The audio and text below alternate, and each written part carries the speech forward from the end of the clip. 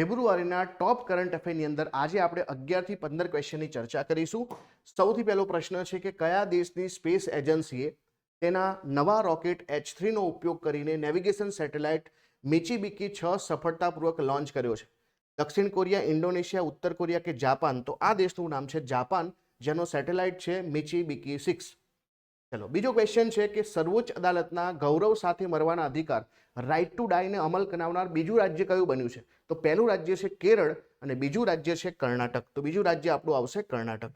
ત્રીજો ક્વેશ્ચન છે કે કઈ આઈઆઈટીએ જે છે મિનિસ્ટ્રી ઓફ ઇન્ફોર્મેશન ટેકનોલોજી સાથે મળીને એગ્રીહબ નામનું એક એઆઈ સંચાલિત સેન્ટર ઓફ એક્સલન્સ શરૂ કર્યું છે, કે જેનું કામ જે છે કે આપણી ભારતીય કૃષિમાં પરિવર્તન લાવવાનું છે. તો આ આઈઆઈટી કઈ છે? તો આઈઆઈટી જે છે ઇન્દોર છે. કઈ છે? આઈઆઈટી ઇન્દોર અને મિનિસ્ટ્રી ઓફ ટેકનોલોજી સાથે મળીને જે છે એગ્રીહબ ચાલુ કર્યું છે. પછીનો ક્વેશ્ચન છે કે ટાટા સ્ટીલ ચેસ માસ્ટર 2025 કોણ જીત્યું છે?